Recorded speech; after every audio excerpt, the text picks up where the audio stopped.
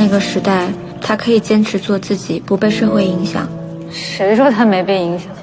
他深深的被影响成为一个虎妈。我这30年没干别的，天天跟他斗智斗勇了。但其实后来我才发现，他们跟我说的是一个很大的谎言。生活的艰辛是从始至终的。可能他们也不是故意骗你的，他们小的时候就是经常吃不上肉，哪像现在啊，天天吃肉，餐餐不一样。我也挺讨厌说教的，觉得这是特别讨厌的事儿。我们的社会拥有太多性别的偏见，好像女人天生就应该漂亮、温柔、贤惠，没有攻击性，不参与主流竞争。男人嘛，被教育应该坚强、勇敢，不允许示弱和情绪化，得成为一家之主。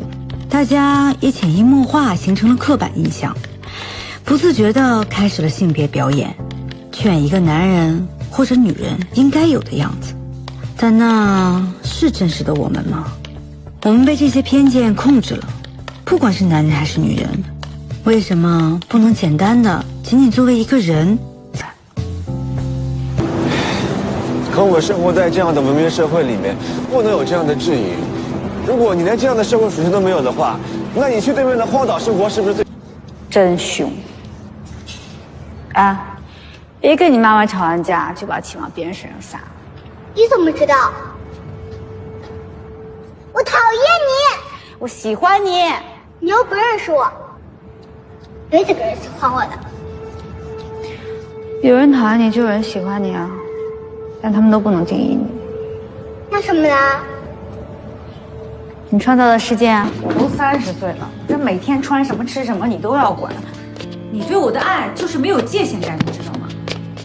你不要再控制我了，什么都管。榴莲，你在说什么？你把我对你的爱叫做控制吗？你的爱里面都是控制啊，全部都是占有欲。自私，我自私。我辛辛苦苦把你养成这么大，我自私在哪里？来，你说说我。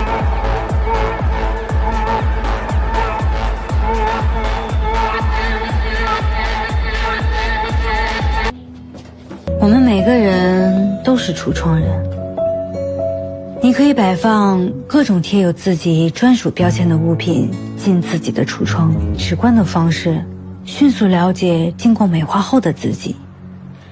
但那是真实的你吗？这背后的各种滋味，只能冷暖自知。你也不用对我太失望，我今天变成这样都是因为你。你要这么说话，那只能说你没有良心了。我不告诉你，那是为你好。你说你们犯下来的错，为什么要让小孩去承担呢？这小孩要是不原谅，就怪小孩心胸狭隘，我觉得太不公平了。虽然说真相不是特别的美好，但是也比谎言强啊。我埋怨你了，我原谅你了，我真的原谅你了。觉得他这个性格特质是遗传到了我身上。这个世界不是不完美的，也不是在沿着一条漫长的途径逐渐向着完美发展。不，每个瞬间世界都是完美的，每一个罪恶在它之中都挟含了恩赦。我觉得这也不能算是不得已吧，找到一种平衡就好了。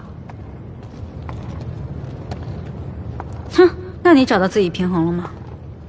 我嘛，我觉得应该是刚刚打破了一个平衡吧。人好刚，刚无以柔胜之人用术之。人使气无以理屈之，则天下无难处之人。